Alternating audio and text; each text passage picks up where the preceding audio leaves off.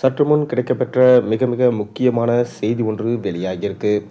விஜயை கைது செய்த சிபிஐ. தமிழக வெற்றி கழகத்தின் தலைவர் விஜய் கடந்த சில மாதங்களுக்கு முன்பு கரூரில் பங்கேற்ற நிகழ்வில் கூட்ட நெரிசலில் சிக்கி சுமார் 41 பேர் பலியான சம்பவம் இந்தியாவையே உலுக்கியது. இதனைத் தொடர்ந்து தற்போது இந்த விவகாரம் தொடர்பாக சிபிஐ விசாரணையை மேற்கொண்டு வரும் நிலையில் தொடர்ந்து விஜய் சிபிஐ விசாரணைக்கு ஆஜராகி வருகிறார்.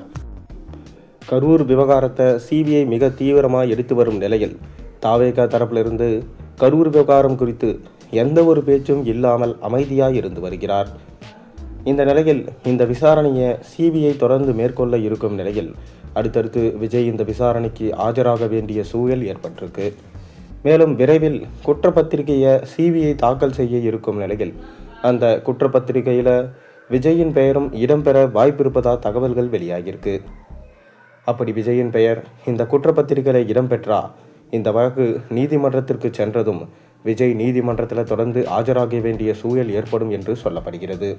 கரூர் விவகாரத்தில் யாரும் தப்ப முடியாது என்று தப்பு செய்தவர் யாராயிருந்தும் நிச்சயமாக சிறை தண்டனை கிடைப்பதற்கு வாய்ப்பு இருக்கிறது என்பதை உறுதியாக சொல்கிறார்கள் சட்ட வல்லுநர்கள்.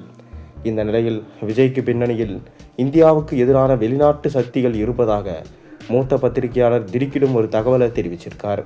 விஜயின் அரசியல் செலவுக்கான பணம் அனைத்துமே வெளிநாட்டில் உள்ள சில மிஷனரி மூலமாகவே விஜய்க்கு செலவிடப்படுவதாக குற்றச்சாட்டு எழுந்திருக்கு. இந்த தகவல் இந்திய உளவுத்துறை மூலம் மத்திய அரசுக்கு நன்கு தெரியும் என்று சொல்லப்படுகிறது.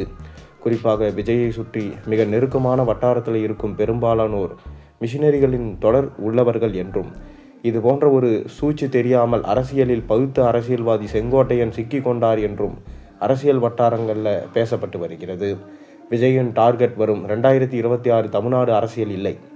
2029 பாஜகவை தோல்வியடைய வைத்து ராகுல் காந்தியை முன்னிறுத்த வேண்டும் என்பதே விஜயை பின்னால் இயக்கும் மிஷனரிகளின் திட்டம் என்று குற்றச்சாட்டுகளை மூத்த அரசியல் வல்லுநர்கள் வச்சுள்ளனர்.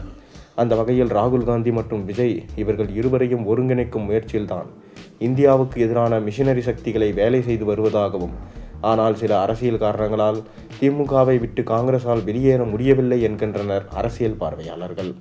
குறிப்பாக கரூர் விவகாரம் குறித்து சிபிஐ விசாரணையில் விஜயிடம் சில புகைப்படம் வீடியோ ஆதாரங்களை காண்பித்து அடுக்கடுக்கான கேள்விகள் கேட்கப்பட்டதாகவும், அப்படி கேட்கப்பட்ட சில கேள்விகளுக்கு பதில் சொல்ல முடியாமல் விஜய் திக்குமுக்காடி போனதாகவும் டெல்லியில் இருந்து வரும் தகவல் தெரிவிக்கிறது.